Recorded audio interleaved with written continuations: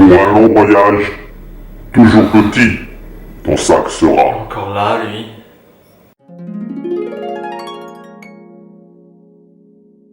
Hello! Comme vous l'avez compris, on va parler voyage et particulièrement du sac de voyage. Alors, il y a une règle qu'il faut bien se rappeler parce qu'elle est super importante. C'est que plus le voyage est long et plus votre sac doit être petit. Je sais, ça paraît paradoxal, mais pourtant c'est une vérité. Voyager léger en long terme est super important. Et je l'ai appris à mes dépens. Moi, quand je suis parti, j'avais un sac à peu près comme ça. Un monstre de 95 litres, pesé sur la balance à 28 kg, je crois, hein, si mes souvenirs sont bons. Plus un ventral qui contenait, avec une banane, qui contenait mon ordinateur et mon appareil photo. Donc vous imaginez le truc de 40 kg, une carapace de tortue géante, un truc de fou. Quand je suis parti, je pensais que ça c'était un sac minimaliste. C'est-à-dire qu'en fait, je pensais avoir pris le minimum possible. Voilà, non, j'étais pas du tout là.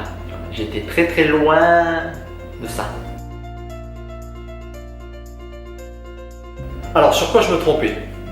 Faut dire que pratiquement sur tout. Mais on va faire 3 catégories. Les vêtements, les objets qu'on peut trouver ailleurs, donc on n'a pas besoin d'en porter avec nous, et les objets qui servent à rien.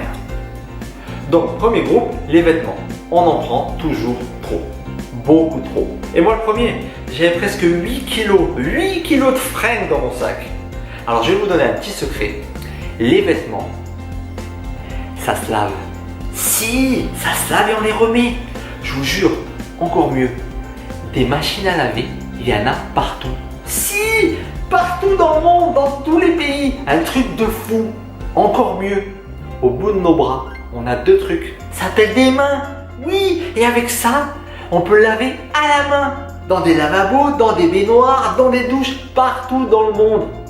Bon, trêve de plaisanterie, on peut nettoyer ses fringues partout dans le monde, à n'importe quel endroit.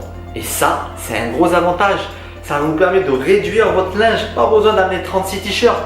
Moi, j'ai réduit mes fringues de 90%. Je lavais tous les soirs. Un petit t-shirt, un petit caleçon. Et c'est comme ça qu'on se retrouve avec 3 t-shirts, 2 shorts, ça suffit. Lavez votre linge tous les jours ou presque. Amenez une petite corde pour l'étendre dans votre chambre entre 2 arbres. Et vous verrez, vous allez économiser beaucoup de place. Deuxième groupe, les objets que vous pouvez trouver ailleurs.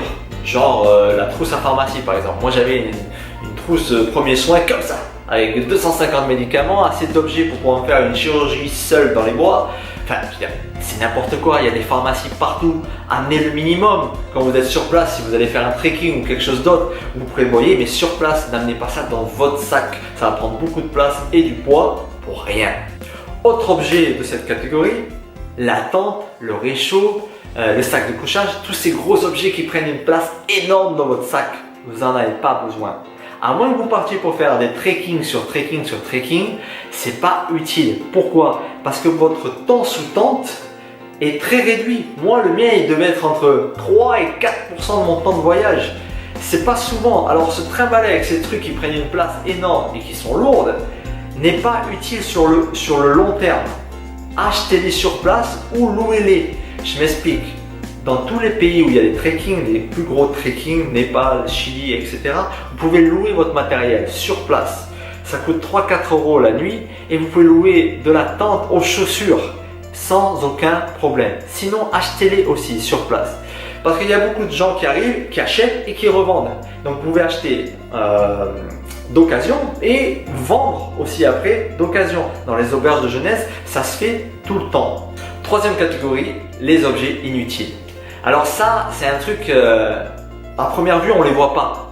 Mais moi, je vous conseille, quand vous avez fini votre sac, vous ressortez tout, vous étalez tout et vous dites vraiment, est-ce que tout ce que j'ai est vraiment utile? Moi, par exemple, j'avais mon objet qui servait à rien. Le seau pliable.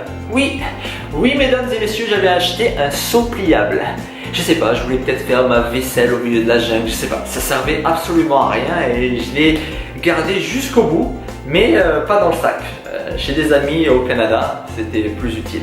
Voilà, cette vidéo se termine. Merci d'avoir suivi. J'espère que vous aurez aidé à concevoir le sac de votre prochain tour du monde. En attendant, je vous dis, ne lâchez rien et surtout, pensez présent.